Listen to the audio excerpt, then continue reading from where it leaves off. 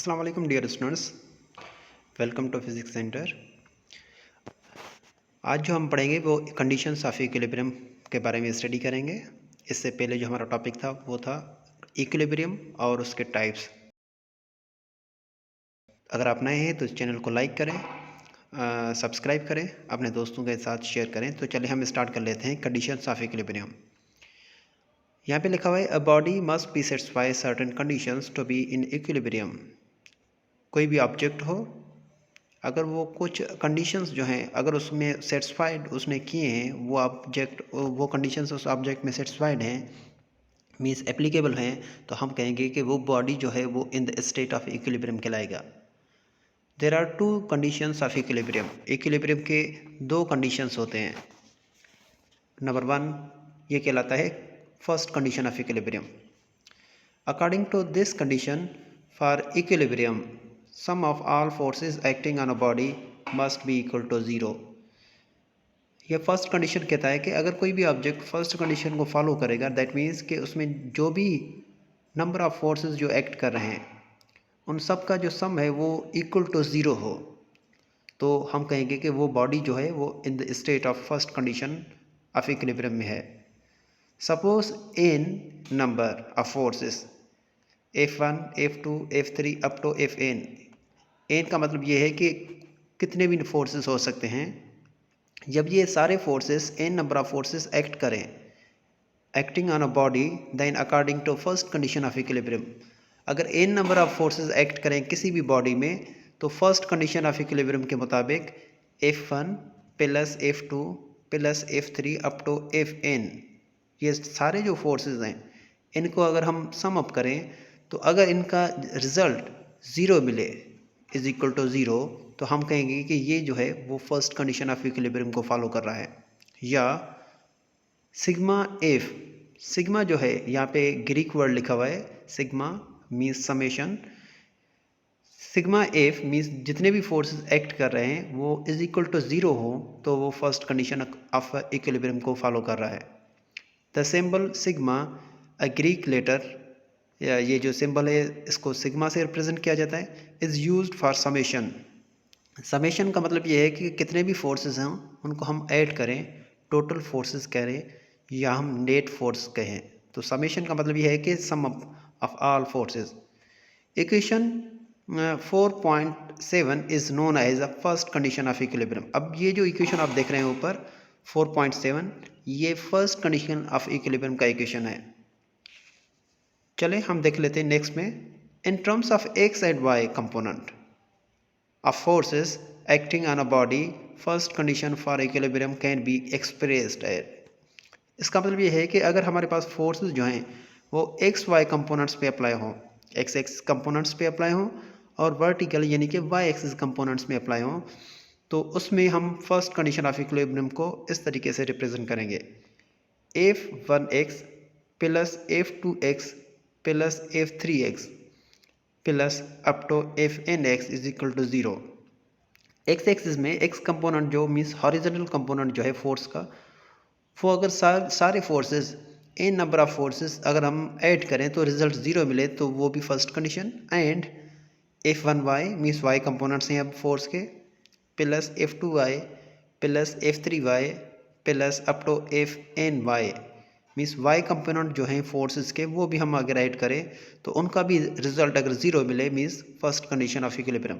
अब जितने भी फोर्सेस अप्लाई हो रहे हैं यहाँ पे, चाहे Fx हो चाहे Fy हो, तो उनको हम इन शॉर्ट ऐसे लिख सकते हैं, summation Fx is equal to zero equation 4.8 और summation Fy is equal to zero equation 4.9। अब ये दोनों जो इक्वेशन हैं ये फर्स्ट कंडीशन ऑफ इक्विलिब्रियम को फॉलो कर रहे हैं।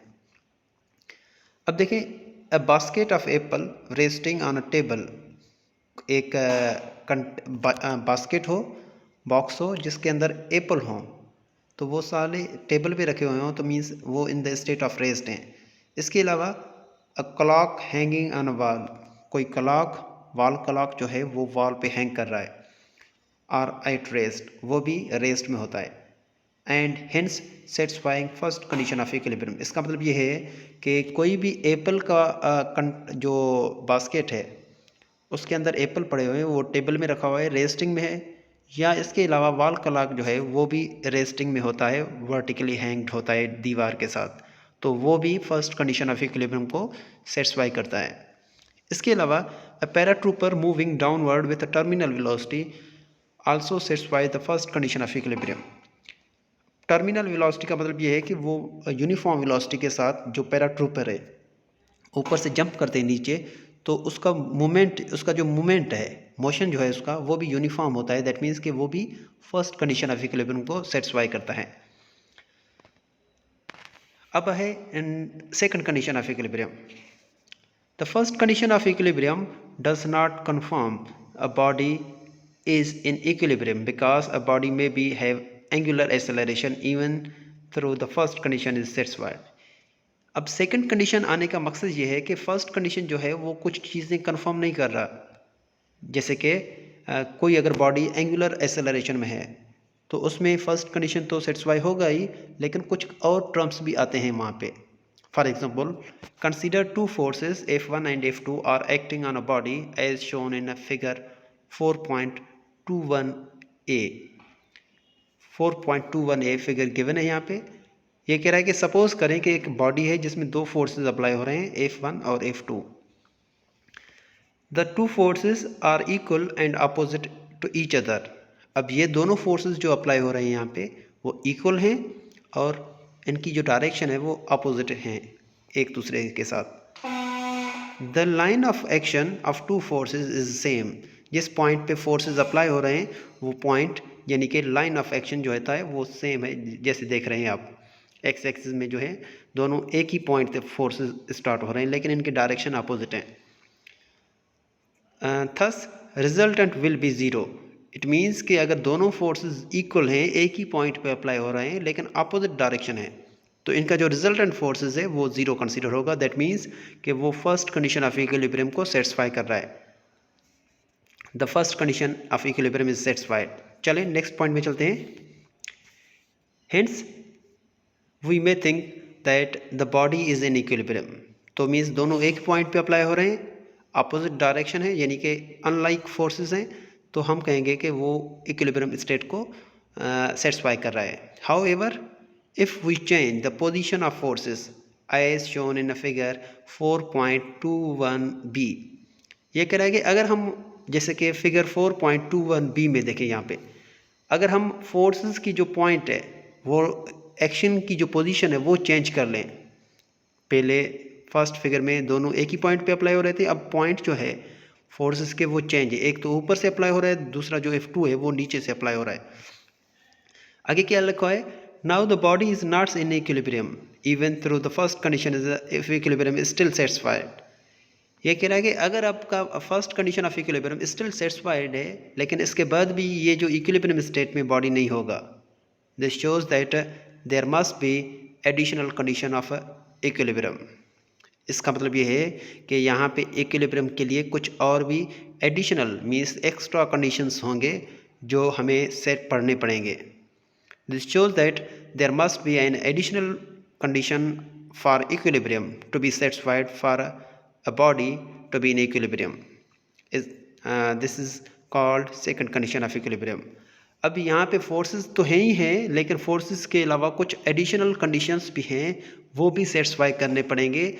अगर वो सेटिस्फाई होते हैं तो हम कहेंगे कि हमारा बॉडी जो है वो in the state of second condition of equilibrium में है। जैसे कि the sum of all clockwise and anti clockwise torque acting on a body is zero. Means किसी भी बॉडी में अगर डिफरेंट टॉर्क अप्लाई हो रहे हैं, एक क्लॉकवाइज डायरेक्शन में और एक एंटी क्लॉकवाइज डायरेक्शन में, अगर इन दोनों के टॉर्क जो हैं वो उनकी जो सम है वो इक्वल टू ज़ीरो हो, तो हम कहेंगे कि हमारा बॉडी जो है वो in the state of a second condition of equilibrium को सेटिस्फाई कर रहा है। जैसे कि नीचे इक्वेशन गिवन है 4.10, ये सिग्मा की साइन है, ग्रीक वर्ड है, that means summation of torque. Sigma से आगे जो साइन लगा हुआ है यहाँ पे, ये टॉर्क को रिप्रेजेंट कर रहा है। Torque means turning effect of forces. अब sigma torque is equal to zero, that means कि किसी भी बॉडी में जो टॉर्क अप्लाई हो रहे हैं उन सब की जो रिजल्ट है वो ज़ीरो है। तो अगर बॉडी डिफरेंट टॉर्क अप्लाई हो, अगर उन सबका रिजल्टेंट ज़ीरो हो तो means second condition of equilibrium. अगर डिफरेंट फोर्सेस अप्लाई हो किसी भी बॉडी में, अगर उन सब का समेशन यानी कि सिग्मा एफ ज़ीरो हो तो मीन्स बॉडी जो है वो in the state of first condition of equilibrium है। तो फ्रेंड्स, आज जो है हमारा ये लेक्चर था कंडीशंस ऑफ इक्विलिब्रियम। अगर आपको ये लेक्चर समझ में आ गया तो इसको लाइक करें, और इस चैनल को अगर आप नए हैं तो इस चैनल को सब्सक्राइब करें और अपने दोस्तों के साथ शेयर करें ताकि हर आने वाले वीडियोस आप तक पहुंच सकें। Thank you very much.